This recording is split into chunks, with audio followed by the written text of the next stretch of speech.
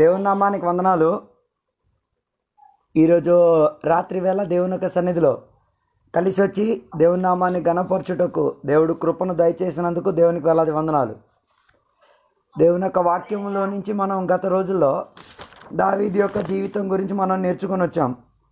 మనం పోయిన రోజుల్లో చూసుకున్నది దావీదుకు స్నేహబంధములో ఉన్న అహీతోఫెలు ఆయనను ఏం చేశారు, తనని విడిచిపెట్టి తనకు మేలు కలిగే విధానములోకి ప్రయాణం చేసినప్పుడు దావీదు పట్ల స్నేహబంధములో కీడు చేసి దావీదుతో ఉన్న స్నేహబంధాన్ని ఏం చేసుకున్నాడు, మోసం చేసుకుంటూ వెళ్ళారు. అందుకే ఈ కాలంలో కూడా దేవుని యొక్క బిడ్డల మధ్యలో కూడా అనేకులు స్నేహబంధముతో వస్తారు ఉంటారు. కానీ అవకాశం దొరికితే వాళ్ళు ఏం చేస్తారు, స్నేహబంధాన్ని విడిచిపెట్టి వారికి కలిగిన క్షేమము చూసుకుంటూ వెళ్ళే విధానం కనిపించవచ్చు. కానీ అలాంటి అనుభవాలు వచ్చినప్పుడు దేవుని బిడ్డలు ఏం కాకూడదు, అలాంటి పరిస్థితులు చూసుకొని భయపడిపోకూడదు. అలాంటి వారిని చూసుకొని ఆత్మీయతలో ఏం చేయకూడదు, ఎదిరించేటట్టుగా ఉండకూడదు. బదులుగా వారి కొరకు ప్రార్థన చేయాలి. వారిని ఏం చేయాలి, ప్రార్థనలో గుర్తుపెట్టుకోవాలి, ప్రార్థనలో జ్ఞాపకం చేసుకోవాలి. వారు చేసిన కీడుకు బదులుగా కీడు కాదు, కానీ వారు చేసిన కీడుకు బదులుగా మనం ప్రార్థన ద్వారా వారిని ఏం చేయాలి, తిరిగి సంపాదించుకోవడానికి ప్రయత్నించుకోవాలి. అందుకే ఆ దావీదు ఆత్మీయతతో ఉన్నాడు కాబట్టి తన తోడుగా ఉన్న ఆయనకి ఏం చేశారు, సలహాలు చెప్పినవాడు, తన రాజ్యములో మంచి పదవిలో ఉన్న ఒక మనిషి. కానీ సదుపాయం కలిగిన స్థితిగతి వచ్చినప్పుడు ఆయన ఏం చేసుకున్నాడు, స్నేహబంధం అన్నీ మర్చిపోయాడు. చేసిన మేలులన్నీ కూడా ఆయన ఏం చేసుకున్నాడు, వదిలేసుకున్నాడు. ఉన్నారా? అందుకే దావీదు చెప్తున్న ఒక మాట, నాతో కలిసి ఉండి, నాతో కలిసి భోజనం చేసి, నాతో కలిసి తిరిగి, నాతో కలిసి సహవాసం చేసి సదుపాయం కలిగి వెళ్ళిపోయినప్పుడు ఆయన ఏం చేస్తున్నాడు, ప్రార్థన ద్వారా జ్ఞాపకం చేస్తున్నట్టుగా మనం చూస్తున్నాం. అందుకే దేవుని యొక్క బిడ్డలుగా స్నేహబంధములోకి వచ్చుచున్నప్పుడు జాగ్రత్త పాటించుకోవాలి. ఆత్మీకులను మాత్రమే ఏం చేసుకోవాలి, స్నేహితులుగా ఎంచుకోవాలి. అందరినీ మనం ఏం చేయలేం, స్నేహితులుగా తీసుకోలేం. చాలామంది బోల్డ్ మంది స్నేహితులు ఉంటారు, కానీ అందరూ ఆత్మీకులని మనం ఏం చేయలేం, అంగీకరించలేం, చెప్పలేం. వారి ఆత్మీకత ఎప్పుడు కనిపిస్తుంది అంటే మంచి సదుపాయం కలిగిన స్థితిగతిలోనే వారి స్నేహబంధము ఆత్మీకత బయటకు వచ్చేది. దానికి మంచి ఉదాహరణ ఇస్కరియోతు యూదా. మిగతా అందరి శిష్యుల్లో యేసయ్య ఆయనకు అన్ని పదవులు ఇచ్చారు. యేసయ్య ఆయనకేం చేశారు, కానుక సంబంధించిన విషయంలో ప్రాధాన్యత ఇచ్చి లెక్క పెట్టడం, దానిని రాసుకోవడం, సరిదిద్దడం అన్నీ ఇచ్చి అవకాశం ఇచ్చారు. యేసయ్యలో మిగతా మంచి శిష్యులు కూడా ఉన్నారు. ఎవరు? మత్తాయి ఉన్నాడు. ఆయనకి డబ్బుల గురించి మంచి అవగాహన కలిగిన వాడు, ధనము గురించి మంచి రీతిగా చదువులు నేర్చుకునేవాడు. కానీ ఆయనకి ఇవ్వకుండా యూదాకి ఏం చేశారు, కానుకలు లెక్క పెట్టడానికి, కానుకలు చూడడానికి, తర్వాత ఆర్థిక సంబంధించిన విషయాలు చూడడానికి ఆయనకు అవకాశం ఇచ్చినప్పుడు ఆయన ఆ నమ్మకాన్ని ఏం చేసుకున్నాడు, దుర్వ్యాపారం చేసుకున్నాడు. అందుకే కదా యేసయ్య దగ్గరకి వచ్చి ఒక స్త్రీ వచ్చి అత్తరు బుడ్డిని పగలగొట్టేసి యేసయ్యను ఏం చేసింది, నూనెతో తుడుచుచున్నప్పుడు ఇస్కరియోతు యూదా చెప్పిన మాట ఏంటి, ఇది పేదలకిచ్చి వారిని బాగుపరుచుంటే ఈ డబ్బు బాగున్ను, ఇలాగా అత్తరు బుడ్డి పగలగొట్టేసి సువాసన భరితముగా చేయడం ఇదేం కాదు, క్షేమం కల్పించేది కాదు, మంచిది కాదు. అంటే ఆయన ఉద్దేశ శుద్ధి చూడండి. ఆయన ఆలోచించేది ఏంటంటే, ఒక సంవత్సరానికి ఉన్న ఆస్తి ఎక్కడికి వస్తుంది, కానుకబెట్టులో కొత్తది. ఒక సంవత్సరానికి ఉన్న ఆస్తి, ఆ అత్తరుకున్న విలువ, ఒక సంవత్సరం సంపాదించిన జీతం ఎంతో అంత ఖరీదు చెందింది. అది ఎక్కడ కొత్తది, కానుకపెట్టలో కొత్తది. కానుకపెట్టలో కొత్త దానిని ఏం చేయవచ్చు, లెక్కలు అటు ఇటు మార్చేసి ఏం చేయొచ్చు. ఇలాంటి మంచి స్నేహితులు ఉన్నారు. ఇలాంటి మంచి ఉన్నారా? ఇలాంటి మంచి స్నేహితులు కూడా ఈ కాలంలో బాగా ఉన్నారు. నాకు తెలిసి 70% మంది ఇలాంటి వాళ్ళే. అవునా? 70కి 70% మంది ఎలాంటి వాళ్ళు.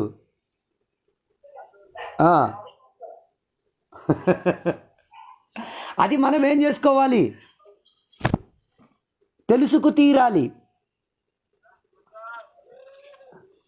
వారికి ఎన్ని గొప్ప పదవులు ఇచ్చినా, ఎన్ని శ్రేష్టతలు ఇచ్చినా వారు మనల్ని ఏం చేస్తారు, మనతో ఉండే వాళ్ళు ఏం చేస్తారు, మెల్లిగా మనల్ని ఏం చేస్తారు, కోస్తారు. ఉన్నారా?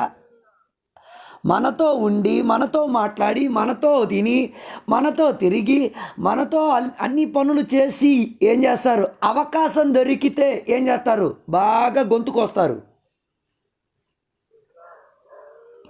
అందుకే అలాంటి స్నేహబంధాన్ని ఏం చేయాలి, జాగ్రత్తగా పరిశీలించుకొని వెళ్ళాలి. అందుకే ఇస్కరియాతు యూదా యేసయ్యతో ఉండి, యేసయ్యతో నడిచి మెల్లిమెల్లిగా ఎవరిని కొయ్యడానికి చూస్తున్నారు. యేసయ్యను కోసేద్దాం అనుకుంటున్నాడు. అందుకే ఫస్ట్ డబ్బులతో ప్రారంభించాడు కొయ్యడం. డబ్బుల విషయంలో ఫస్ట్ ఏం చేశాడు, మెల్లిమెల్లిగా కొయ్యడం మొదలెట్టాడు. ఉన్నారా? దాని తర్వాత డైరెక్ట్ యేసయ్యనే ఏం చేశాడు,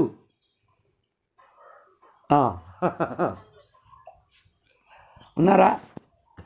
యేసయ్యను అమ్మేసే అంత లాభం ఎవరికి వచ్చింది అంటే ఈ కాలములో కూడా యేసయ్య స్నేహితులని చెప్పి, యేసయ్యతో సహవాసం ఉందని చెప్పి అవకాశం దొరికితే ఎవరు నమ్మేస్తారు? చూసారా? ఇలాంటి వాళ్ళని చూసారా?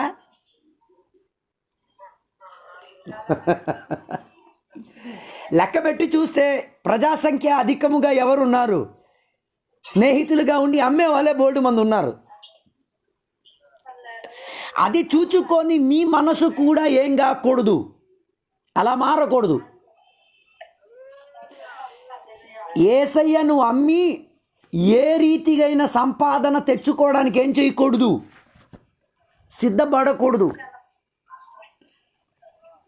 కావాలంటే యేసయ్య కొరకు కొంత నాశ నష్టాలు అంగీకరించడానికి మనసు తీసుకున్నా పర్వాలేదు, కానీ మంచి స్నేహబంధం దేవునితో ఉంచవచ్చు. అందుకే ఈ కాలంలో ఉన్న దేవుని బిడ్డలు ఏం చేసుకోవాలి, యేసయ్య నమ్మే అంతటి కన్నా ఒక స్నేహబంధం మనకొద్దు. పొరుగు దేవుని బిడ్డని అమ్మే అంతటిగా ఉన్న విశ్వాసం మనకొద్దు. సేవకులను అమ్మే ఒక పద్ధతి మనకి వద్దు. విశ్వాసాలను తాకటి పెట్టి అమ్మే విధానమైన ఒక్కటి మనకి, స్నేహబంధం మనకి వద్దు. ఈ కాలంలో అధికమైపోయింది. విశ్వాసులను ఏం చేసేస్తున్నారు, అమ్ముతున్నారు. సేవకులు ఏం చేస్తున్నారు, అమ్ముతున్నారు. యేసయ్యను ఏం చేస్తున్నారు, అమ్ముతున్నారు. ఉన్నారా? ఏం చేస్తే చెయ్యి, నాకు మాత్రం ఏం కావాలా, డబ్బు. ప్రైజ్లో చెప్పలే. కానీ దావీదు లాంటి ఆత్మీకులు కానీ ఉంటే వారికి డబ్బు కన్నా ప్రాధాన్యత చెందిందేంటి, ఆత్మీకత. అందుకే ఆత్మీకతతో ఏం చేసుకోవాలి, స్నేహితులను ఏం చేసుకోవాలి, దగ్గర పెట్టుకోవాలి. అందుకే స్నేహితుడు మంచోడో కాదో తెలియాలా, ఆయనలో ఉన్న ఆత్మీకతను ఏం చేయండి, కొన్ని పరిస్థితుల్లో ఎంచుకొని చూస్తే తెలుస్తుంది ఈయన ఎంత మాత్రం ఆత్మీకుడో కాదు. అందుకే అహితోఫెల్ లాగా చాలామంది ఉంటారు, ఇస్కరియాతు యూదా లాంటి వాళ్ళు చాలామంది ఉంటారు. అలాంటి స్నేహితుల దగ్గర నుంచి మనం ఏం చేద్దాం, కొంత దూరత పాటిద్దాం. వాళ్ళకి మనకి ఏముంది, ఆత్మీకతలో తేడా ఉంది, ప్రార్థనలో తేడా ఉంది, జీవించే జీవితంలో తేడా ఉంది, వాక్యాన్ని అనుసరించే దాంట్లో తేడా ఉంది. అన్ని విషయంలో ఏముంది, ఆ తేడా అర్థం చేసుకునే మనం ఏం చేయాలి? అందుకే పౌలు గారు పత్రికలో చెప్తున్న మాట, విశ్వాసులు అవిశ్వాసులతో ఏం చేయకూడదు. అది సహవాసం. అలాగైతే మీరంటారు, అయ్యగారు అలాగైతే పెళ్ళిళ్ళకి వెళ్ళకూడదా? వాళ్ళ ఇంట్లో ఏమైనా భోజన సదుపాయాలు చేస్తే వెళ్ళకూడదా? వారితో మాట్లాడకూడదా? నేను అంటుంది అలా కాదు. నేను అంటుంది వారి పెళ్ళికి వెళ్ళండి, వారి ఇంటికి మిమ్మల్ని పిలిస్తే వెళ్ళండి, వారిని దర్శించినప్పుడు మాట్లాడండి, వారితో కలిసి భోజనం చేయండి. కానీ ఆత్మీక విషయం వచ్చినప్పుడు ఆయనకేం చేయకూడదు? ప్రాధాన్యత ఇవ్వడానికి అవకాశం ఇవ్వకూడదు. ఆరాధన విషయముకు వచ్చినప్పుడు అన్యుడికి ఏం చేయకూడదు? దౌత్యం చేయడానికి లేకపో అందులో ప్రాధాన్యత చూపించడానికి ఏం చేయకూడదు? అవకాశం ఇవ్వకూడదు. అది పౌలు గారు ఎక్కడ అర్థం చేసుకుంది? ఉన్నానా? పరిశుద్ధతకు, దేవునితో ఉన్న సహవాసానికి, దేవునితో ఉన్న ఆత్మిక అనుబంధానికి, పరిశుద్ధత కలిగిన జీవితానికి ఏం చేసేటట్టుగా ప్రాధాన్యత చెందే విధానముగా సలహా ఇవ్వడానికి వచ్చినప్పుడు దానిని ఏం చేయకూడదు? లొంగ తీసేసి మనం అందులో సభ్యులు కాకూడదు. ఇది దాని అర్థం. ఉదాహరణ ఒకటి చెప్తాను. మా కుటుంబంలో జరిగిన అనుభవం, మా అమ్మ నాన్న కుటుంబంలో జరిగిన అనుభవం. మా అమ్మ నాన్న కుటుంబంలో మా తాతగారు అమ్మమ్మ గారు దేవునికి నమ్మిన కాలములో ఏమైందో తెలుసా? వారి దగ్గర కుటుంబీకులు ఏం చేసేవారు తెలుసా? ఆదివారం రోజు పెళ్ళికి పిలిచేవారు. ఆదివారం రోజు పెళ్ళికి పిలిచేవారు. ఎంత దగ్గర కుటుంబీకులైనా ఆదివారం ఆరాధన ఎగ్గొట్టేసి పెళ్ళికి ఎంత వెళ్ళే అంత ఆత్మీయత మా తాతకి మా అమ్మమ్మకి లేదు. పెళ్లి కార్డు తీసుకొచ్చి ఇచ్చినప్పుడే వాళ్ళకి ముందే డైరెక్ట్గా చెప్పేశారు, నాయనా ఆదివారం నా జీవితానికి ప్రాధాన్యత చెందిన రోజు, నా ఆత్మీకతకు, నా పరిశుద్ధతకు విలువిచ్చి నేనేం చేశాను? దేవునికి మాట ఇచ్చాను. ఆ రోజు దేవునికి ఆరాధన చేసిన తర్వాతనే ఏ పనైనా నేనేం చేసేది, చేసి పెట్టేదని వారి కార్డు ఇచ్చినప్పుడే వారి ముఖం మీద చెప్పేశాం. వాళ్ళు కోపంతో వెళ్ళిపోయి కుటుంబ సభ్యులతో అందరితో మాట్లాడేసుకున్నారు. వాళ్ళు పెద్ద దేవుణ్ణి నమ్మేశాడు. ఆదివారం కుటుంబ సభ్యులుగా కలిసి వచ్చి పెళ్ళిలో పాలు పంచుకొని ఆనందించే విధానాన్ని కొట్టివేసేంత ఆత్మికత వాళ్ళ లోపల పుట్టుకొచ్చిందంట. అది విన్నప్పుడు మనకి కూడా కొద్దిగా బాధ వేసింది. ఉన్నారా? అలాగా కొన్ని సంవత్సరాలు గతించింది. ప్రతి ఆదివారమే వాళ్ళు పెళ్ళిళ్ళు పెట్టుకోవడం, శుభకార్యాలు పెట్టుకోవడం, మనం వెళ్ళడం లేదు. చివరికి వాళ్ళకే బుద్ధి వచ్చింది, ఇలా కానీ వదిలేస్తే వీళ్ళు మరి మనతో స్నేహబంధం పెట్టుకోరు. అందుకే ఒక పని చేద్దాం, ఇక ఎప్పుడైనా పెళ్ళి ఏమైనా శుభకార్యం చేస్తే ఆదివారం విడిచి మిగతా ఏ రోజైనా ఏం చేద్దాం, పెట్టుకొని వారికి కూడా ఏం చేద్దాం, కుటుంబములో అవకాశం ఇచ్చి చూద్దామని వారే ఏం చేసుకున్నారు? నిర్ణయాలు మార్చుకున్నారు. ఇది జరిగి రావడానికి కొన్ని సంవత్సరాలు పట్టింది. కానీ వాళ్ళకి ఒక విషయం అయింది, ఆదివారం అయితే వాళ్ళు రారు, ఆరాధన విడిచిపెట్టి వాళ్ళు ఏం చేయరు, రారు. అందుకే ఏం చేద్దాం, సెలవు ఉన్న రోజుల్లోనే ఏం చేసుకుందాం. అందుకే ఆత్మీకతలో ఉన్న ప్రాధాన్యత చెందిన నిర్ణయాలన్నీ వాళ్ళకి ఏం చేసేసాం? ఓపెన్గా చెప్పేశాం, మూకసూటిగా చెప్పేశాం. నేను ఇవి తినలేను, నేను ఇలాంటి దానికి రాలేను, నేను ఇలాంటి దానికి వచ్చి నేనేం చేయను, భోజనం చేయను, నేను ఇలాంటి దానికన్నీ నేను క్రమం పాటిస్తున్నాను.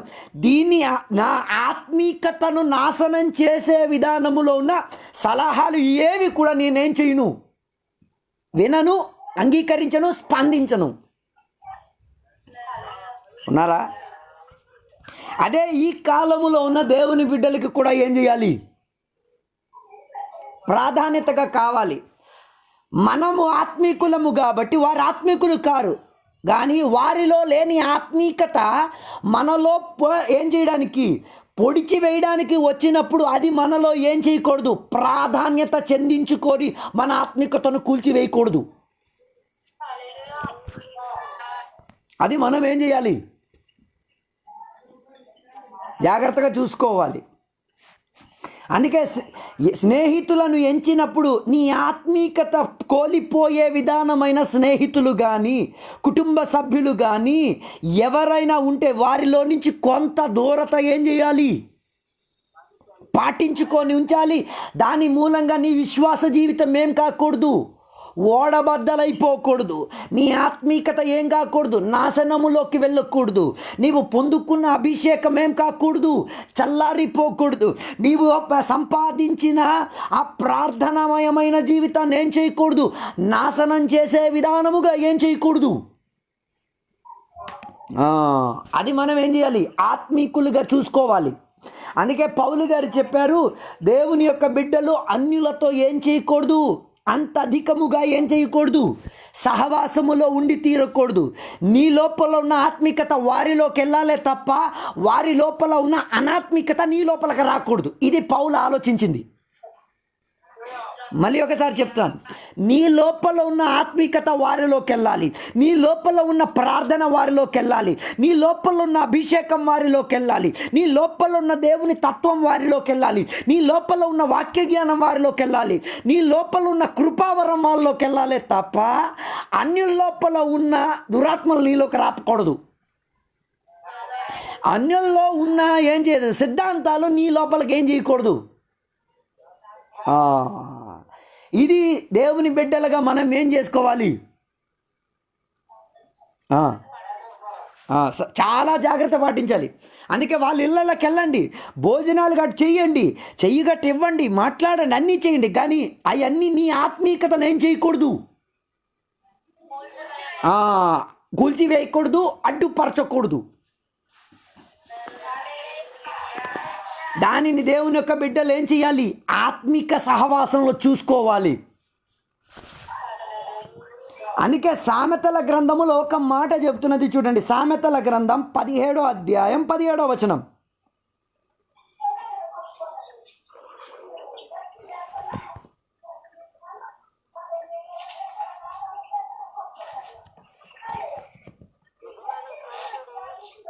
నిజమైన స్నేహితుడు చూసారా ఏం చేద్దును, నిజమైన స్నేహితుడు విడవక ఏం చేయును, ప్రేమించును. తర్వాత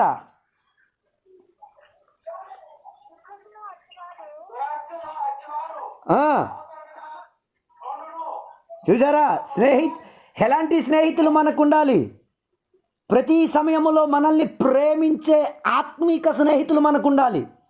మంచి రోజులైనా చెడ్డ రోజులైనా ఏ స్థితిగతిలో అయినా మనల్ని ప్రేమించే, మనల్ని ప్రేమతో అత్తుకోగలిగే స్నేహితులే మనకేం చేయాలి. అందుకే కదా తప్పిపోయిన కుమారుడికి మంచి రోజులు ఉన్నప్పుడు బోల్డ్ మంది స్నేహితులు, బోల్డ్ మంది సరదాకి పండగలకు వచ్చేవారు. కానీ ఆయనకొక ఆపదొచ్చిన కాలములో, ఆయనకి ఒక కాలములో ఉద్యోగం లేని కాలములో, ఆయనకి ఒక కాలములో ఏం లేదు, ఆహారానికి కూడా లేని కాలములో ఏ స్నేహబంధము కనిపించలేదు, ఈయన కూడా దొరకలేదు. అంటే జోబీ నిండగా డబ్బులుంటే లెక్కలేని స్నేహితులు ఏం చేయొచ్చు. అనారోగ్యత పడి ఆసుపత్రిలో పడిన సమయంలో ఎవరు ఎందుకు లేరు, అప్పుడు డబ్బులు మదుపు పెట్టాలి కదా, అనారోగ్యం కదా, చూసుకోకుండా వదిలేసి వెళ్ళిపోలేం. అందుకే చాలామంది అనారోగ్యత చెంది ఆసుపత్రికి ఎక్కినప్పుడే నిజమైన స్నేహితుడు ఎవడో అన్నది తెలిసేది. అందుకే ఈ కాలంలో కొందరు రోగముతో ఉండి ఆసుపత్రిలో ఉన్నప్పుడు దర్శించడానికి వస్తారు. వచ్చినప్పుడు ఏం తీసుకొస్తారో తెలుసా, పళ్ళు పళ్ళు పళ్ళు. జామ పళ్ళు, మామిడి పళ్ళు, ఇంకేం పళ్ళు, దోస పళ్ళు, కీస పళ్ళు, పాస్ పళ్ళు, ఆ పళ్ళు, ఈ పళ్ళు ఇవన్నీ మూట కట్టేసుకొని ఇచ్చేది. నాయనా మంచం మీద శుభ్రంగా తిన్నాయనా. ప్రైజ్ లార్డ్ చెప్పలేదే. అంటే దాని అర్థం ఏంటంటే ఆ పళ్ళు ఇచ్చిన తర్వాత ఈ మనిషి మరి కనబడ్డని.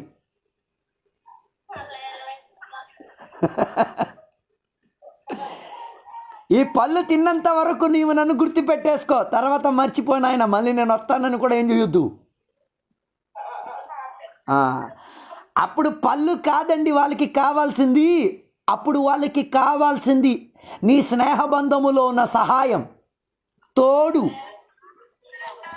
ఓకే, ఆర్థికంగా వాళ్ళకి ఏమి ఇవ్వడానికి నీ దగ్గర లేకపోయినా ఒక 2 గంటలు వారితో కలిసి కూర్చోడానికి సమయం ఇస్తే చాలు. పళ్ళు పదారాలు అన్నీ ఇచ్చిన దానికన్నా ప్రాధాన్యత చెందే విధానం కావచ్చు. పళ్ళు గిల్లు ఇస్తే తింటే పొద్దున కల్లా ఎరువు సెరువే.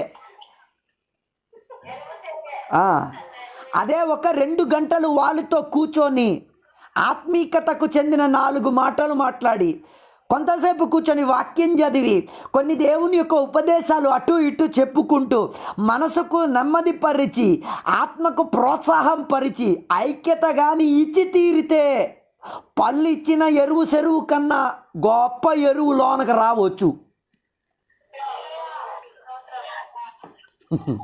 అది చేయడానికి ఎవరికి ఇష్టం లేదు.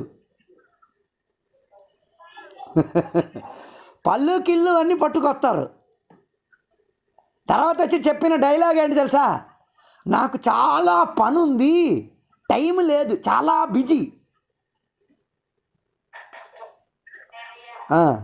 అంటే ఆ పళ్ళు ఇచ్చేసి నేను ఇది ఇది ఇవ్వడానికే వచ్చాను, తర్వాత వస్తానులే. తర్వాత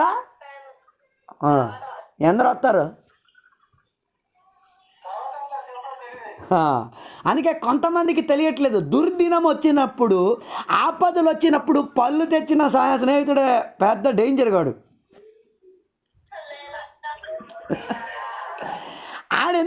ఆయన ఎందుకు వస్తున్నారంటే ఆయనకి ఇలాంటి యొక్క పరిస్థితి వస్తే ఇలాగే పళ్ళు పట్టుకొని ఈడు కూడా రావాలి కదా అని చెప్పేసి ఒక ఒక ఒక చిన్న పిన్నిస్ కూర్చోడానికి వచ్చాడు. హలో, అనారోగ్యతతో ఉన్నవారు కానీ ఉంటే వారిని దర్శించడానికి వెళ్ళాలి. పళ్ళుకి ఇవ్వడం కాదు ప్రాధాన్యత చెందింది. వాళ్ళకి ఆ సమయంలో ఏం కావాలి? ప్రోత్సాహపరిచే మాటలు, లేకపోతే హృదయం విప్పి వారితో మాట్లాడడానికి ఇవ్వగలిగిన అవకాశం, వారి హృదయం లోపల నొప్పి వేదనను తీయగలిగిన స్థితిగతి. వెళ్ళేటప్పుడు ఒక 100 200 ఆయన చేతికి ఇచ్చి, నీకేమైనా కావాలంటే ఫోన్ కొట్టిన ఆయన, కావాలంటే ఎవరి దగ్గర సప్పో చేసైనా నేనేం చేస్తా, ఒక మాట చెప్పేసాలండి. ఇవ్వాలన్నంత బాధ్యత ఏం లేదు, ఒక మాట చెప్పండి. ఇవ్వగలిగితే ఆయన ఫోన్ చేసినప్పుడు చెప్పండి, ఇవ్వగలుగుతాను. ఇవ్వలేనంటే ఉన్నదెంతో అంతో కొంత ఇచ్చేసి ఏం చేయండి, తృప్తి పరిచి స్నేహబంధాన్ని, స్నేహితుల అనుబంధాన్ని నిలబెట్టండి. ఉన్నారా? అందుకే దుర్దినం వచ్చినప్పుడే స్నేహితుల ప్రేమ పళ్ళుల్లో కనిపిస్తుందా, పల్లెములో కనిపిస్తుందా, హృదయంలో నుంచి కనిపిస్తుందా అన్నది నిజమయ్యేది. స్నేహితులు అలాగే, కుటుంబీకులు కూడా అలాగే. అందుకే ఆసుపత్రిలో ఉన్నప్పుడు స్నేహితులకి ఫోన్ చేశాను, ఆయన కొంత బ్లడ్ ఇవ్వడానికి వస్తావా అంటే, వస్తాను. మళ్ళీ ఫోన్ చేస్తే ఫోన్ ఎత్తాడు.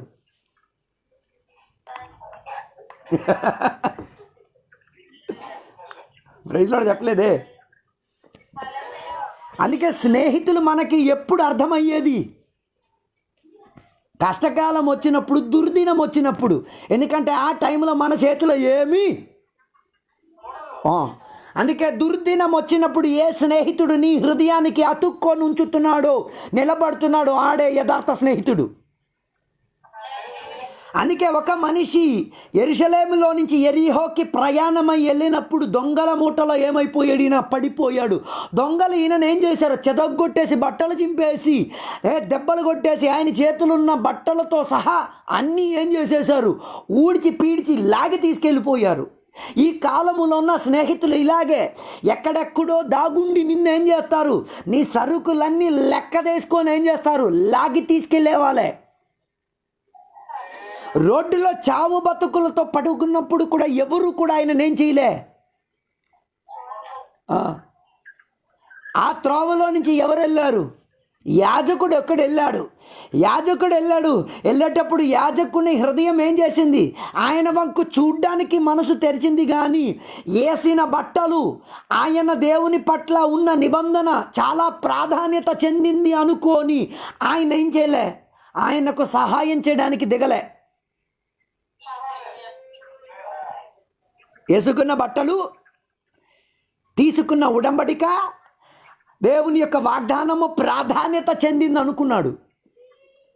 ఒక మనిషి గాయపడి ప్రాణాలతో చచ్చిపోయే స్థితిగతిలో ఉన్నప్పుడు ప్రాధాన్యత దేవుని వాక్యానికో వేసిన బట్టలకు కాదు, ఆయనకు ఊపిరివ్వడానికి, ఆయనకు ఏం చేయడానికి, జీవం ఇచ్చే విధానముగా ఆయనకి ఏం సహాయం చేసే తత్వం ఇచ్చి తీరాలి. యాజకుడు కానీ ఆయనని సహాయం చేయడానికి వెళ్తే ఆయన ఒంటి మీద ఉన్న రక్తం అన్నీ ఎక్కడ పడతాయి, ఆయన వేసుకున్న బట్టల మీద పడతాయి. ఈయనని ఆసుపత్రిలో తీసుకెళ్ళేసి యాజకులు గారి కానీ దేవాలయానికి వెళ్ళారు అనుకో, ఆ లోనకి అడుగు పెట్టనివ్వరు.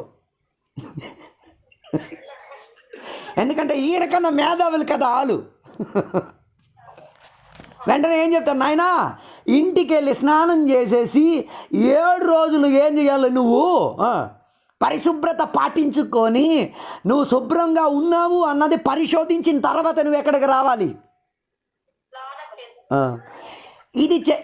ఇది జరగకుండా ఉండడానికి మనసులో ఇష్టం ఉంది ఈయనకేం చేయాలని.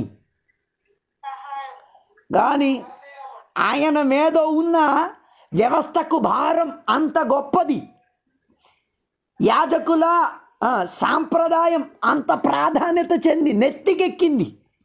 అందుకే ఏం చేయలే, హృదయములో నుంచి స్నేహితుని సహాయం చేసేటట్టుగా మనసు రాలే. అలా యాజకుడు వెళ్ళిపోయాడు. రెండవదిగా లేవీయుడు కూడా అలాగే ఏం చేసుకున్నాడు, ఆయనకి పర్వాలేదు, ఈయన కనీసం తెల్ల బట్టలు వేసుకున్నాడు. ఈయన కూడా ఆయనకేం చేయలే. కానీ ఈయన వెళ్ళిపోయిన తర్వాత 3వ వాడు ఒకడు వచ్చాడు. ఆయన ఎవడు, ఒక సమరీయుడు. ఆయన ఇంట్లో నుంచి ఏదో ఊరికి వెళ్తున్నాడు, పని మీదో ఏదో మీద. వెళ్ళినప్పుడు ఈ గాయముతో ప్రాణాలు వెలవలాడి కొట్టుకుంటున్న ఆ స్నేహితుడిని చూచాడు. పరిచయం లేదు ఆయన ఎవరో తెలియదు, ఈయన ఎవరో తెలియదు. కానీ ఒక విషయం తెలుసు, ఇంకొక కొంతసేపు ఆగితే ఈడేమైపోవచ్చు, మట్టికి మట్టి అయిపోవచ్చు. అప్పుడు ఈయన వచ్చిన వాహనం అక్కడ ఏం చేసింది, ఆగింది. ఈరోజు రాత్రి వేళ చెప్తాను, మంచి స్నేహితులు ఒకడు ప్రాణపాయముతో మూలుగుచున్న సమయములో తన బండిని ఆపి మనసును తెరవగలిగి ఆయనను చేర్చుకోగలిగిన వాడే మంచి స్నేహితుడు.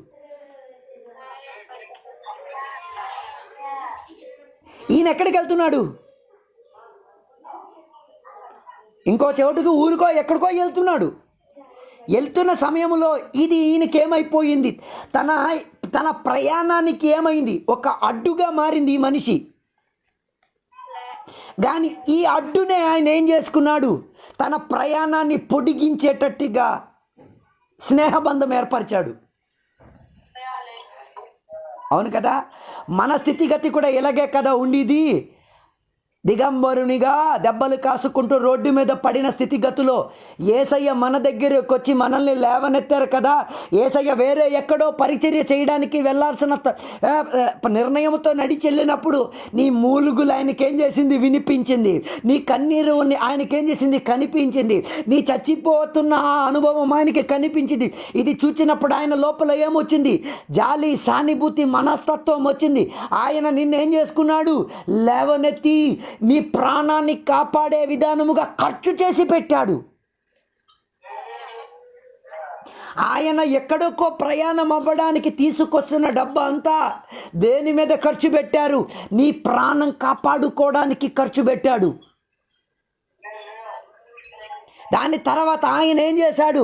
తన పరిచర్యను నెరవేర్చిన తర్వాత ఆయన దేశానికి ఆయన ఏం చేశాడు? వెళ్ళిపోయాడు. అలాగే కదా యేసయ్య కూడా చేసింది. మన ప్రాణం కాపాడిన తర్వాత మనల్ని ఏం చేశారు? సంరక్షించి బాధ్యత ఇచ్చిన సంఘములో చేర్చిన తర్వాత, మంచి స్నేహబంధములో మనల్ని ఉంచిన తర్వాత యేసయ్య ఏం చేశారు? పునరుద్ధానం పొంది ఎక్కడికి వెళ్ళారు? పరలోకానికి వెళ్ళారు. ఈ స్నేహబంధముతో ఉన్న సంఘములో ఉన్న స్నేహితులను చేర్చుకోవడానికి ఆయన మరలా తిరిగి వస్తారు. తిరిగి వచ్చినప్పుడు మిగతా లెక్కలన్నీ ఆయన ఏం చేసుకుంటాడు? చూసుకుంటాడు. ఇది యేసయ్య చేసిన స్నేహబంధం. ఉన్నారా? అందుకే ఈ సంఘము లోపల ఉన్న స్నేహితులు ఒకరి విషయంలో ఏం చెయ్యరు? స్నేహబంధం చూపించరు. అందుకే కదా ఎవరైనా అనారోగ్యంతో ఉంటే దర్శించడానికి వెళ్ళరు, ఘోరం ప్రార్థన చేస్తారు. దేవా, నీ దేవదూతలను, గాబ్రియేలును, మిఖాయేలును కత్తులు కడారాలతో ఆమె ఎడం పక్క కుడి పక్క నిలబెట్టేసి వేదన కలిగిన స్థితిగా ప్రార్థన చూడాలి ఒక్కొక్కరిది. ఎప్పుడు గాయపడినప్పుడు మీకాయేలు, గబ్రియేలు, ప్రధాన దూతల కత్తులతో వచ్చి ఏం ప్రయోజనం? నువ్వు వెళ్ళాలి. చూసారా? ఎవరైనా అనారోగ్యతతో ఉన్నారని సాక్ష్యం చెప్పినప్పుడు ఒక్కొక్కల ప్రార్థన వినాలి. ఓ దేవా, ఆ మధురమైన ప్రార్థన వింటే సాతాను కూడా వామ్మో ఈడింత భక్తుడా అని ఆయన కూడా ఏం చేస్తారు? 4 మాటలు చెప్తారు. ఏంటి శ్రీధర్, మీరు చెప్పిన డైలాగ్ బాగుంది, మళ్ళీ ఒకసారి చెప్పండి.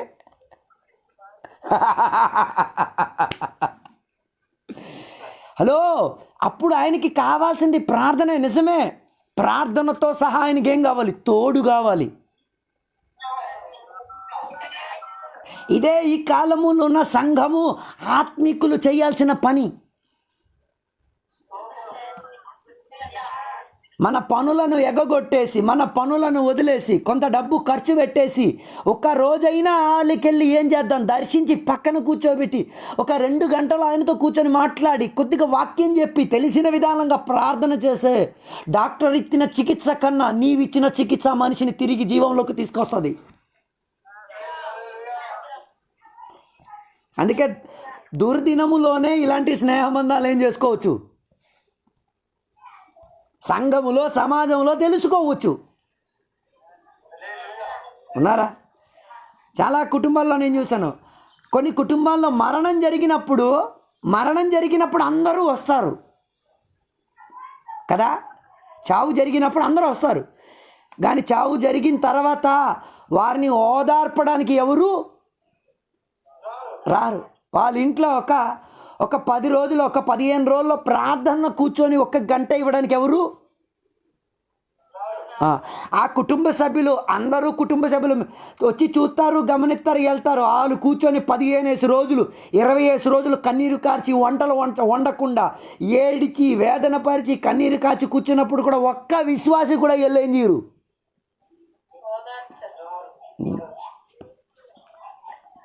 తర్వాత డైలాగులు కొట్టుతారు. సస్తారులే, అందరూ సత్తాం, నువ్వు సత్తావు, నేను సత్తాను.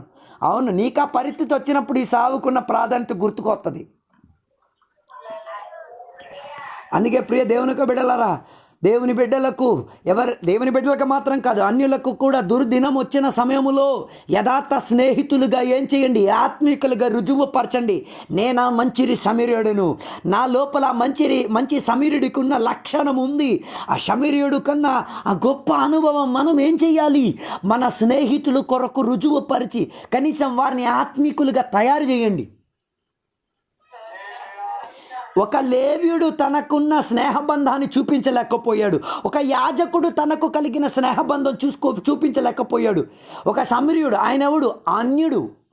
ఆయన దేవునితో ఉన్న స్నేహబంధం నేర్పించుకోవాల్సిన విధానం వచ్చింది. ఇది దుర్దినం, ఇది దుర్గతి. ఉన్నారా? అందుకే ఆపదలో ఉన్న సమయాల్లో ఏం చెయ్యండి?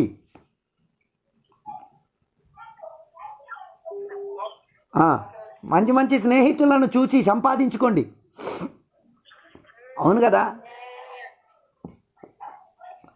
ఒక సాక్ష్యం చెప్తా. ఒక పాస్టర్ గారిని ఒక మనిషి కొట్టేశాడు, సువార్త చెప్పడానికి వెళ్ళారని. ఒక పాస్టర్ గారిని కొట్టేశాడు.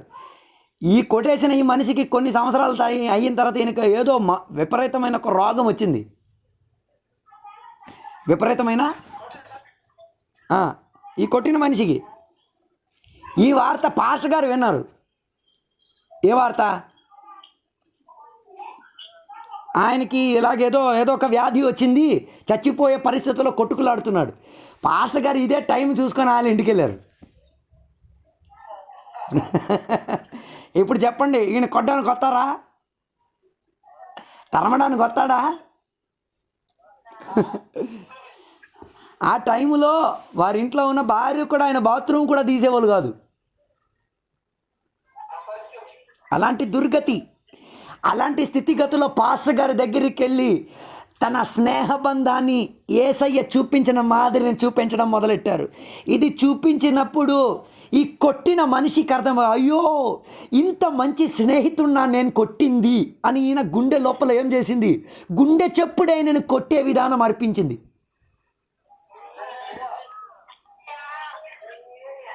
ఆ మనిషి ఒక రీతిగా దేవుని ఏం చేసుకున్నాడు, నమ్ముకున్నాడు.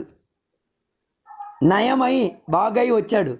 బాగై వచ్చిన తర్వాత ఒకరోజు సాక్ష్యం చెప్పడానికి అవకాశం ఇచ్చినప్పుడు ఆయన చెప్పిన మాట ఏంటో తెలుసా?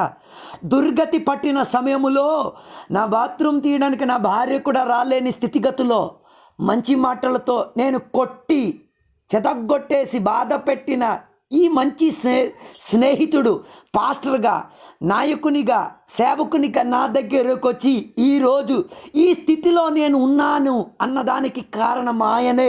ఆయన లోపల ఉన్న స్నేహబంధం నేర్పించిన యేసయ్య నన్ను ఈరోజు బాగుపరిచి ఈ స్థితిలో నిలబెట్టారు. ఈ సాక్ష్యం చెప్పినప్పుడు కూర్చున్న విశ్వాసులు అందరూ కన్నీరు గార్చారు. ఉన్నారా? ఆ రోజు కానీ పాస్టర్ గారు కూడా నాలాగా ఆలోచించుకొని వెళ్ళకపోయి ఉంటే ఆ మారుడు ఆయనకు సమాధి కూడా ఎవరు ఇస్తారో లేదు కూడా గ్యారంటీ లేదు. ఆయన పరిస్థితి ఏమవుతుందో. అందుకే నిజమైన స్నేహబంధంలోకి ఆత్మీకులు దిగితే కొందరిని కూడా ఏం చేయొచ్చు, మార్చొచ్చు, ఆత్మీక స్నేహబంధంలో తీసుకురావచ్చు. అందుకే దుర్దినములో ఉన్న స్నేహితులను ఏం చేయండి, సహాయం చేయడానికి మన బల్లును తెరవండి, మన హృదయాన్ని తెరవండి, మన ఇంట్లో ఉన్న వంటకములు తెరవండి, మన చేతిలో ఉన్న డబ్బులను. ఇంకా అదే సామెతల గ్రంథం 18వ అధ్యాయానికి రండి. అక్కడ ఇంకొక సూపర్ మాట ఉంది, 24వ వచనం.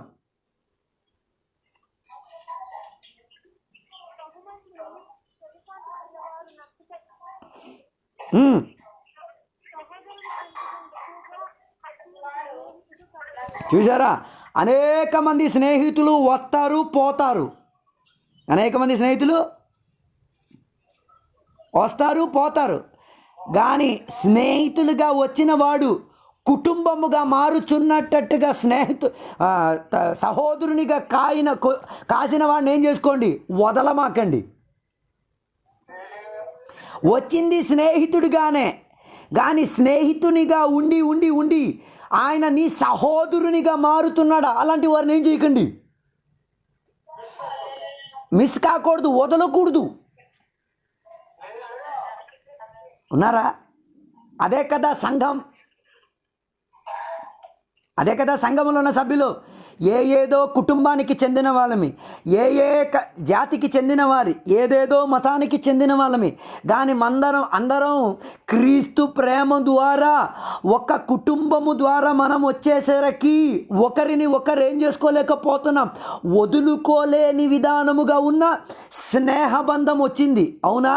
అందుకే కదా పౌలు గారు సంఘ బిడ్డలకి పిలిచిన పేరు సహోదరులారా, సహోదరులారా, ఆత్మిక కుమారులారా, ఆత్మిక కుమార్తెలారా, ఆత్మిక తండ్రిలారా, ఆత్మిక తల్లిలారా అని చెప్పడానుకున్న కారణం ఏంటి? బయట నీకు దొరకలేని వచ్చిపోయే స్నేహితుల కన్నా చిరకాలం నీతో ఉండగలిగే స్థితిగతిలో ఉన్న మంచి సహోదరుడే కదా స్నేహితుల కన్నా గొప్పది. ఉన్నారా? చాలామందికి వచ్చిపోయే స్నేహితులు అంటేనే చాలా ఇష్టం. వచ్చిపోయే స్నేహితులు అంటే వస్తారు పోతారు. ఆడింటి దగ్గరికి వచ్చి అడుగుతాడు, ఏమాయ్ అజయ్ బాబు ఉన్నావా? లేడు. అవి పిలిచినంత వరకే, తర్వాత మనకు అనమాడు. సాయంత్రం అయినప్పుడు క్రికెట్కి పిలుస్తాడు, ఏమాయ్ సామంతరావు ఉన్నావా? లేడు బయటికి వెళ్ళిపోయాడు. ఎందుకమ్మా? లేదండి ఆటకి పిలుస్తున్నాను, ఆటకి. ఆ ఆట కోసమే ఆడు వచ్చేది. తర్వాత మరి ఏం చేయడు, కనవాడు. కొంతమంది స్నేహితులు దేనికి వస్తామా? బిజినెస్లు పెట్టుకోవడానికి వస్తారు. స్నేహితుడు సంతానం బిజినెస్ పెట్టేస్తే ఈ స్నేహితుడు మరి కనబడ్డు. తర్వాత ఈయనని చూస్తే ముఖం ఉబ్బు పెట్టేసుకొని నాతో బిజినెస్ చేస్తానన్నాడు, అవకాశం దొరికేసరికి వేరే బిజినెస్లు స్టార్ట్ చేసేసాడు. ఇన్ని సంవత్సరాలు తోడుగా ఉన్నది కూడా ఆయన ఏం చేస్తాడు? ప్రైజ్లో ఎవరు చెప్పట్లే. అందుకే ఈ కాలంలో స్నేహితులను ఏం చేయండి? కుటుంబ సభ్యులుగా మార్చండి. అదే ఆత్మీకుల సహవాసములో ఉన్నది. నీ పక్కన కూర్చున్న విశ్వాసి గురించి చెప్పగలుగుతావా? ఈడ స్నేహితులుగా ఈ సంఘానికి వచ్చాడు, ఇప్పుడు నా సహోదరుడు అయ్యాడని చెప్పగలుగుతావా? అందుకే కదా ఆరాధన అయిపోయిన తర్వాత చెయ్యిచ్చి ప్రైజ్లో చెప్పే కారణం ఏంటి? ఇప్పుడు కరోనా వచ్చింది కాబట్టి ప్రైజ్లో లేదు, అందరూ చెయ్యిచ్చిలాగే ప్రైజ్లో. అందుకే కదా బల్ల కార్యక్రమం ఇచ్చిన తర్వాత పురుషులతో కలిసి ఆడవాళ్ళతో కలిసి కౌగిలించి చెయ్యిచ్చి ముందు పెట్టి ఒక సహోదరులని, ఒక కుటుంబీకులని, ఒక స్నేహితులని చెప్పడానికున్న కారణం ఏంటి? మనమంతా ఒక కుటుంబానికి చెందిన వారం కాబట్టి. ఉన్నారా? ఇంకా చివరి యొక్క మాట కూడా చూద్దాం. మంచి స్నేహితులు ఎటువంటి వారో 27వ అధ్యాయం 6వ వచనం చూడండి. సామెతల గ్రంథం 6 ఇది సూపరు. ఏంటమ్మా? 27:6 ఓకే. మేలును కోరి గాయములు చెయ్యును. చూసారా? మంచి స్నేహితులు ఎటువంటి వారో తెలుసా? గాయం. అక్కడ గాయం అన్న పదానికి అర్థం ఏంటో తెలుసా? నువ్వు చేసిన తప్పులకు ఆయన ఏం చేస్తాడు తెలుసా? గాయపరిచి సరిదిద్దుతాడు. ఉన్నారా? మంచి స్నేహితులు, నమ్మకం కలిగిన స్నేహితులు నిన్నేం చేస్తారు? నువ్వేమైనా తప్పులు చేస్తే, నువ్వేమైనా నేరాలు చేస్తే వాళ్ళు ఏం చేస్తారు? గాయపరిచి నిన్ను సరిదిద్దుతారు. గాయపరిచి అలాంటి సరిదిద్దిన వారిని చాలామంది ఏం చేస్తారు? వదిలేస్తారు. ఆడు నన్ను ఏం చేశాడు? గాయపరిచాడు, ఆడు నాకు అన్ని మాటలు అనొచ్చా? ఆయన అప్పుడు కాకపోతే ఇంకెప్పుడు అంటాడు? ప్రైజ్లాడు చెప్పలే. అందుకే గద్దించే, శిక్షించే స్నేహితులు ఎవరికి అక్కర్లే. అవును కదా? అందుకే కొంతమందికి పాస్టర్ గారు అంటే అసలు ఇష్టం ఉండదు. పాస్టర్ గారు అంటే ఆయన ఏం చేస్తారు? గద్దిస్తారు, శిక్షిస్తారు, గాయపరుస్తారు, తర్వాత మందు రాస్తారు. ఇది కొందరికి ఏం లేదు, ఇష్టం లేదు. పాస్టర్కి అంత కావాలా? నేనెవడో ఆయనకి తెలీదా? ప్రైజ్లో రావట్లే ఎవరికి. ఆ సేవకుడు నమ్మకస్తుడు కాబట్టే కదా నిన్నేం చేసింది? గాయపరుచుచున్నది, వేదన పరుచుచున్నది, నొప్పి అనిపించుచున్నది. దానికి కావాల్సిన మందు కూడా ఇచ్చి పెట్టేది దేనికి? నీవేమవ్వాలి? ఆ శిక్షణకు లోబడి సరవ్వాలి. అంతే తప్ప నువ్వు చచ్చిపోవాలన్న ఉద్దేశం కాదు పాస్టర్ గారికి. అందుకే పాస్టర్ గారు అంటే కొంతమందికి ఏం లేదు, నేను ఆదివారం వచ్చానా ఆయనకి ఎందుకు? నేను కానుకలు ఇచ్చానే లేదు ఆయనకెందుకు, నేను బైబిల్ చదివానే లేదు ఆయనకెందుకు, నేను సినిమాకి వెళ్ళాను ఆయనకెందుకు. ఆయన ఎవరి దగ్గర నమ్మకస్తుడు? దేవుని దగ్గర నమ్మకస్తుడు. ఆయన దేవునికి ఏం చేయాలి? లెక్క అప్పచెప్పాలి. నిన్ను సంఘము లోపలకు తీసుకొచ్చి సంఘములో స్నేహబంధములో నిలబెట్టేసిన తర్వాత నీ గురించి ఉన్న నమ్మకత్వాన్ని ఎవరికి చెప్పాలి? అందుకే ఆయన నిన్నేం చేస్తారు? గాయపరుస్తారు, వేదన పరుస్తారు, అడుగుతారు, సలహాలు ఇస్తారు. అందుకే పాస్టర్ గారు చెప్పిన సలహా కొందరికి అస్సలు ఇష్టం ఉండదు. పాస్టర్ గారు సలహా చెప్తే దెయ్యం సలహా చెప్పినట్టు వింటారు.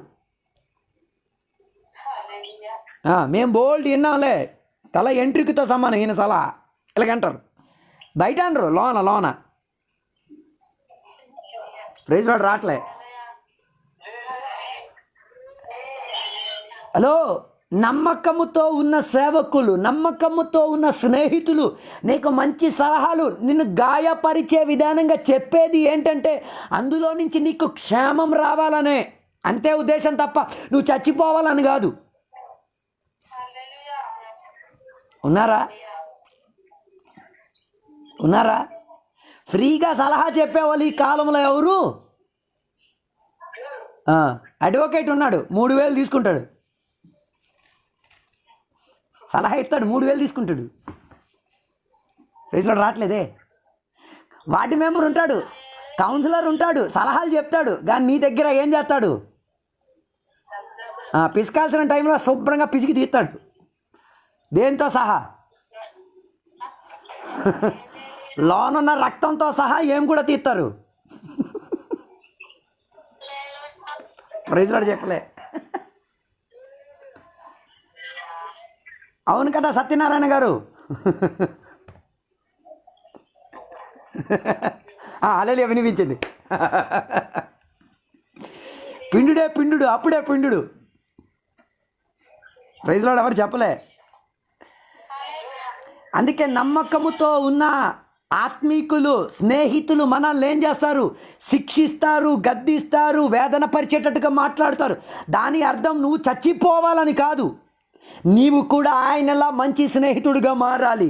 నీవు కూడా మంచి అనుబంధములో వచ్చి తీరాలి. నీ లోపల కూడా ఆత్మీకత ఉండి తీరాలి. నీవు కూడా నమ్మకస్తుడిగా ఉండి తీరాలి. ఉన్నారా? కానీ మిగతా వాళ్ళు ఉన్నారు, అన్నీ దాచిపెట్టి లోన్ ఉంచుకొని సూపర్ నవ్వు, కానీ లోన కత్తే. ప్రైజ్ లార్డ్ చెప్పలే. లోన్ అలాగా మాటలు వింటే ఓహోహోహో ముద్దు వా, ఇంత మాయా మాటలు ఎవరు చెప్పేవాళ్ళు. కానీ లోన ఎటువంటి వాడు? పగ, కోపం, అసూయతో కత్తులు రగులేసుకొని వేడి చేసుకొని దాడి చేసుకొని వచ్చి ఉంటాడు. అవకాశం దొరికితే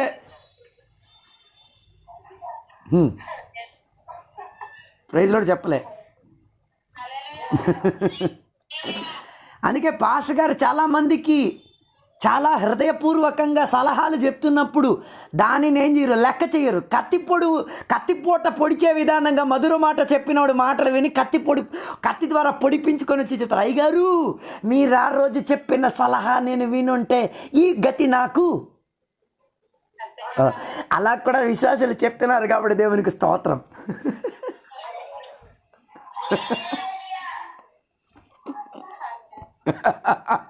ఉన్నారా?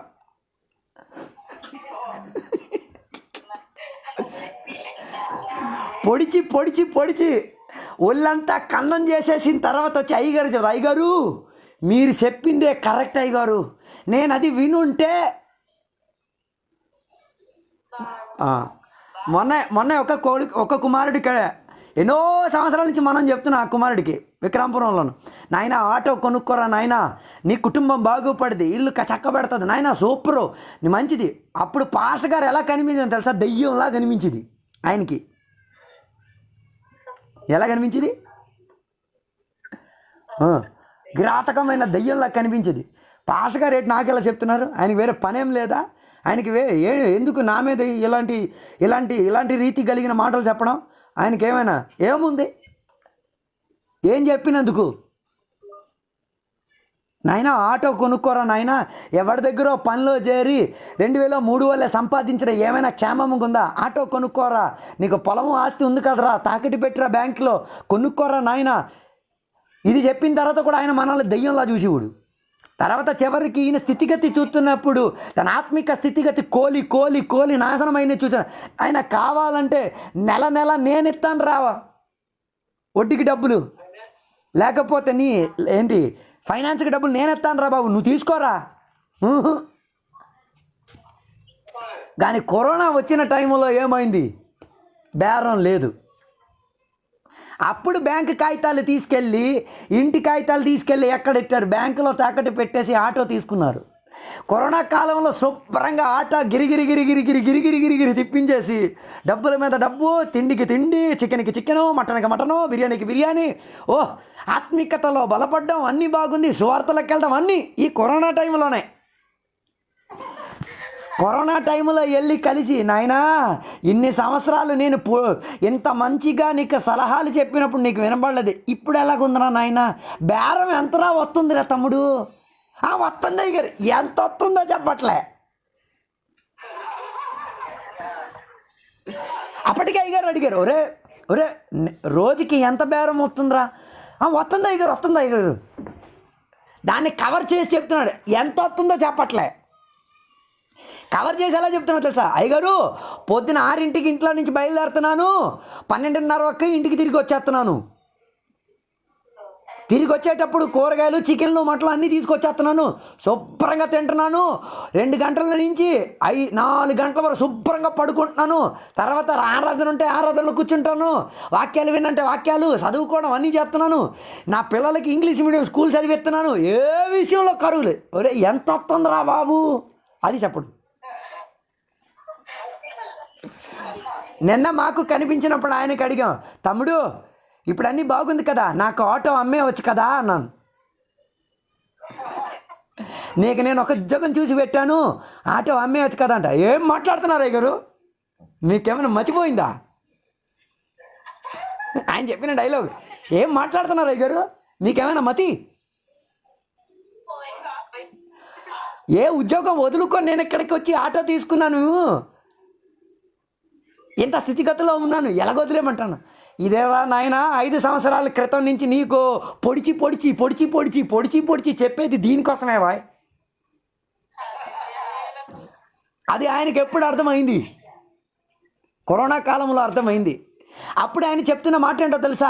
అందరూ అయ్యగారు నా దగ్గర నుంచి డబ్బులు తీసుకునే వాళ్ళే నేను చూచాను తప్ప, సలహాలు చెప్పి నాకు ఆర్థికపరంగా సహాయం చేసేటట్టుగా ఉన్న నమ్మకస్తునిగా ఉన్న సేవకుని నేను ఇప్పుడే కల్లారా చూడగలిగేది.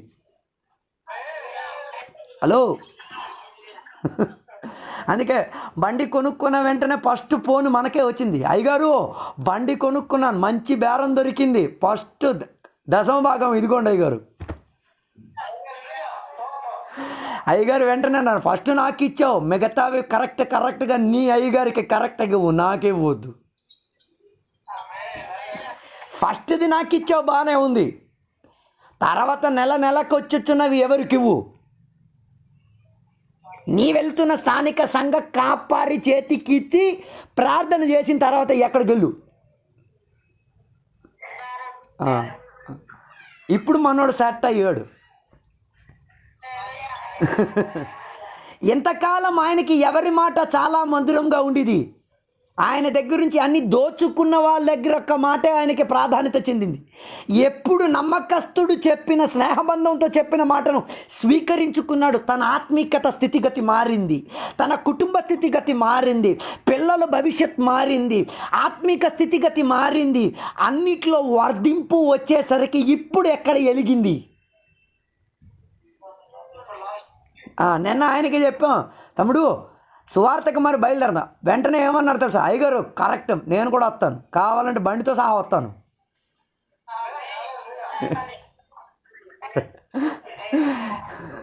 నేను అనుకున్నాను పెట్రోల్ డబ్బులు మీరు ఇస్తారా అంటారేమో అనుకున్నాను, కానీ అది అయినంత వరకు కూడా పెట్రోల్ డబ్బుల గురించి ఆయన మాట్లాడలే. నేను అనుకున్నాను నిజంగా ఇంట్లో ఆత్మీయత ఏం చేసింది. నేను చెప్పొచ్చిన కారణం, నమ్మకస్తునిగా ఉండి సలహాలు చెప్పి మనల్ని శిక్షించి గద్దించి బాగుపరిచిన స్నేహితులు కానీ ఉంటే వారి మంచివారు, వారిని ఏం చేయకూడదు, వదలకూడదు. వాడు ఆత్మీకుడు. చాలామంది స్నేహితులుగా లోతులాగా వస్తారు. లోతు అబ్రహాంతో, ఒరే నేను నీ అన్నయ్యను రా, నేను నీ కన్నయ్యను రా, నేను నీ తమ్ముడు రా, ఒక కంచం ఒక మంచం, ఒక బింది ఒక బట్ట, అటు ఇటు మార్చి వేసుకున్నాం. కానీ మందలు పెరిగేటప్పుడు, డబ్బులు హోదా పెరిగేటప్పుడు ఒక కంచం ఒక ప్లేటు ఒక చెడ్డీ గుర్తుకు రాదు. అరే అలా చెప్పొద్దు గారు. ఉన్న కంచెం 2 ముక్కలు చేస్తారు, ఉన్న బట్టలు 2 చేస్తారు. అలాంటి వాళ్ళు లేనప్పుడు ఏమన్నారు, ఒక కంచం ఒక మంచం ఒక బట్టలు. అన్నీ వచ్చేసరికి 50-50 బేరం మాట్లాడతారు. లోతు ప్రైజ్లో చెప్పలే 50-50. ఇంకా కొందరు స్నేహితులు ఉన్నారు, యోబు కింద స్నేహితులు. యోబు మంచోడే, ఆత్మీకుడే, కానీ వెన్నుపోట పొడవడానికే. ఎప్పుడు డబ్బులు ఉన్నప్పుడు వెన్నుపోట పొడవరు. అర్థం కాలే. ఆస్తిపాస్తులు, మెండలు, భార్య, పిల్లలు, ఆస్తి, హోదా, ఊర్లో బండి అన్నీ ఉన్నప్పుడు సలహాకి రారు.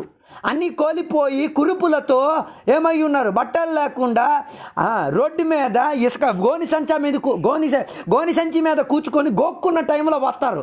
దేనికి? పురుగులను తీయడానికి, లోనన్న పురుగులు తీయడానికి. మాటలతో, ఇంజక్షన్తో కాదు, మందులతో కాదు, చికిత్సతో కాదు, దేంతో? మాటలతో పొడవడానికి. ప్రైజ్లో రాదులే. ఎప్పుడు యోబు దగ్గరికి వచ్చి పొడుతున్నారు. చాలా బాధ కలిగి కన్నీరుతో అందరూ పోయారని వేదన కలిగి ఉన్నప్పుడు ఆత్మిక బలం ఇవ్వాల్సిన స్నేహితులు ఏం చేస్తున్నారు? పురుగులు పొడవడానికి వస్తున్నారు. పురుగులు పొడవడం మాత్రం కాదు, పురుగుని ఆయన శరీరం నుంచి పొడిపించేసి బయటికి తీయడం, మళ్ళీ ఈ పొరుగుని మట్టిలో నేల మీద పెట్టేసి మళ్ళీ తీసేసి ఆయన శరీరం కూర్చోడం. ఉన్నారా? ఇలాంటి కొందరు స్నేహితులు ఉన్నారు. వాళ్ళ దగ్గర నుంచి జాగ్రత్త పాటించండి. కానీ యోబు నీతిమంతుడిగా ఉన్నది కాబట్టి, యోబు యథార్థవంతుడిగా ఉన్నది కాబట్టి, స్నేహితులు ఆయనను గాయపరిచి వేదన పరిచి చెప్పిన మాటలన్నింటినీ కూడా ఆ వేదన కలిగిన స్థితిగతిలో కూడా ఆయన ఏం చేసుకున్నాడు?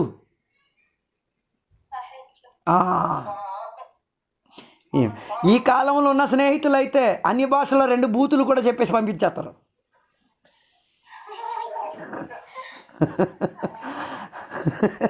అందుకే కదా కొందరిని ఏమైనా అంటే అన్ని భాషతో కొడతారు.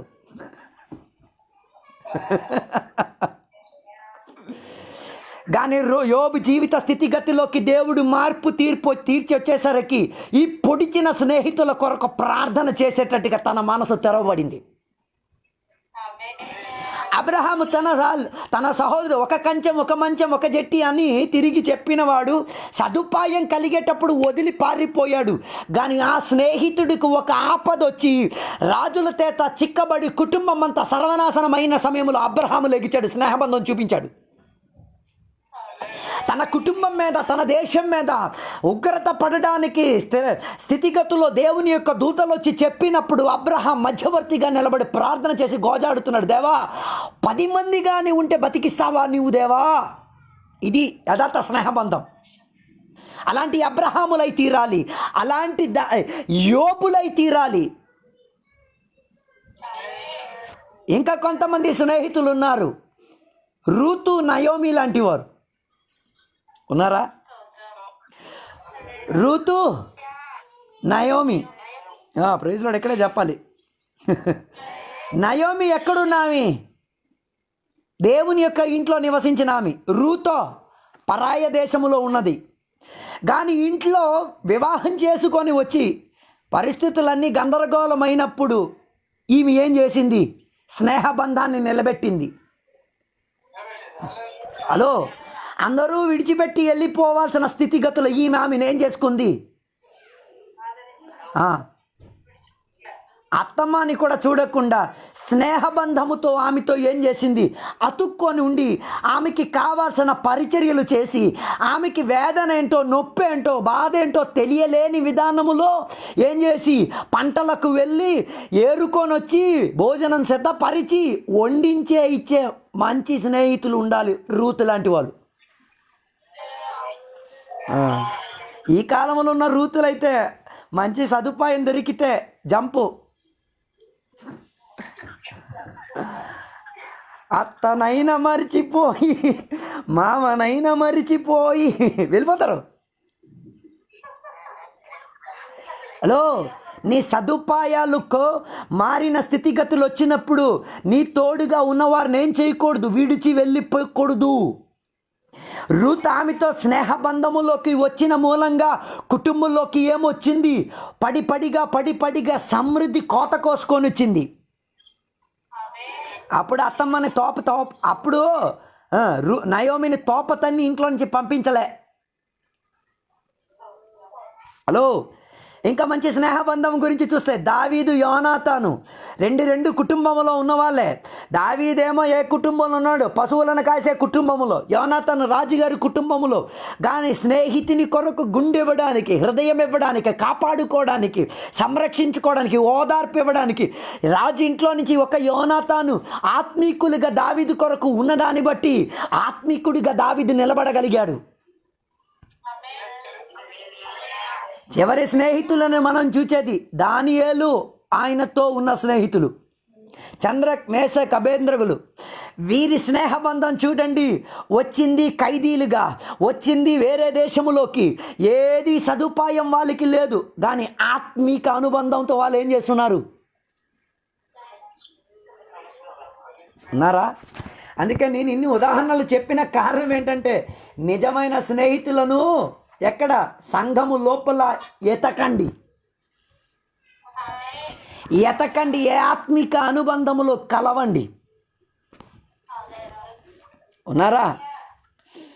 ఆ స్నేహితుడు లోతైనా పర్వాలేదు, కంచానికి కంచం మంచానికి మంచం అని చెప్పి డైలాగ్ చెప్పినవాడు ఆపదలో పడితే అబ్రహాముగా అభిషక్తుడిగా నీవైతే నువ్వు వెళ్ళు, యుద్ధం చెయ్యి, ప్రార్థన చెయ్యి, పోరాడి గెలిపించి ఆయనకి చెప్పు. కంచం మంచం డైలాగులు చెప్పడం కాదు నాయనా. దుర్దినాలు వచ్చినప్పుడు ఆత్మీకుడిగా ఉన్న స్నేహితుడిగా ఉండేది నేను కాపాడడానికి రుజువు పరచండి. యోబులాగే మీరు కూడా చెప్పండి. పొడిచి మాట్లాడుతున్నావు కదా నువ్వు, నాయన పొడువు, కానీ నాకు ఒక మంచి రోజు వచ్చిందంటే నేను ఖచ్చితంగా నిన్ను సంరక్షించే విధానముగా ఉండే మంచి మాటలు ఇచ్చి, ప్రార్థన కలిగిన మాటలు ఇచ్చి, ఆత్మీకత చెందిన మాటలు ఇచ్చి, నా స్నేహితులారా నిన్ను కాపాడుతానని రోజు యోబులా రుజువుపరచండి.